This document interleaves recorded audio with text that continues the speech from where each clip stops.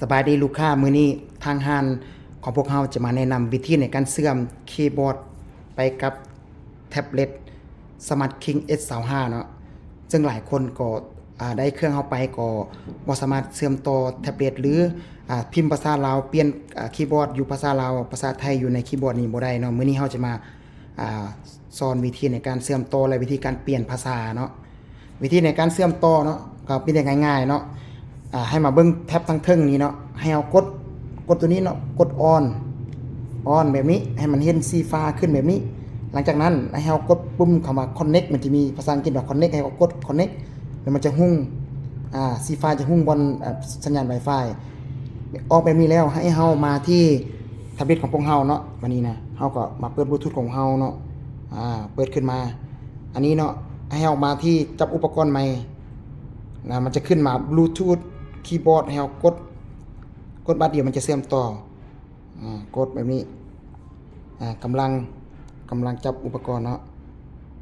กำลังเชื่อมต่อสามารถเชื่อมต่อแล้วฉะนั้นเฮาแม่นสามารถใช้งานได้แล้วมื้อนี้นะวิธีใช้งานเฮาก็สามารถใช้งานได้ในคีย์บอร์ดสามารถพิมพ์คนหานี่คนหานั่นในคีย์บอร์ดได้แล้วเนาะแล้วก็วิธีเปลี่ยนภาษาเนาะวิธีเปลี่ยนภาษาแม่นให้เฮากดปุ่มนี้กับปุ่มนี้ค้างไว้เนาะกดค้างมันจะขึ้นว่าลาวคีย์บอร์ดเอากับพิมพ์ภาษาลาวได้แล้วกดค้างอีกมันจะกดค้างแบบนี้มันขึ้นแบบนี้มันจะเป็นภาษาอังกฤษเนาะกดขึ้นมาอีกมันจะเห็นว่าไทยให้เฮากดแบบนี้เนาะเวลาเฮาเข้าไปพิมพ์ค้นหาข้อมูลหรือว่าเอกสารต่างๆเนาะอันนี้เฮาจะยกตัวอย่างเวลาค้นหาข้อมูลอยู่ใน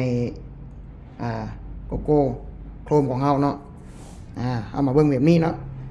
คือเวลาเปลี่ยนภาษานี่มันจะมี2แบบเนาะเฮาจะเปลี่ยนกดค้างไว้นี่ก็ได้เอากดค้าง2ปุ่มนี้ไว้มันจะมีสลับภาษาอันนี้จะเป็นภาษาอังกฤษเนาะคีย์บอร์ดกดแบบนี้ไปลาวคีย์บอร์ดแล้วก็กดไปแบบนี้นะเปลี่ยนภาษาไปมันจะมีไทย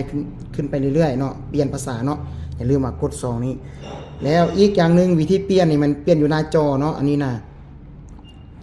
เปลี่ยนอยู่หน้าจอนี่มันจะขึ้นโซ่มาตัวนี้เนาะเวลาพิมพ์นี่มันจะขึ้นมาบนนี้ให้เรากดบนนี้แล้วเราเลือกภาษาไทยก็ได้พิมพ์คีย์บอร์ดเป็นภาษาอังกฤษพิมพ์เลือกแบบนี้ภาษาลาวกดอยู่นี่สามารถเปลี่ยนได้2แบบเนาะกดอยู่นี่อะไรก็อยู่นี่วิธีในการเปลี่ยนภาษาง่ายๆซ้ำนี้เนาะ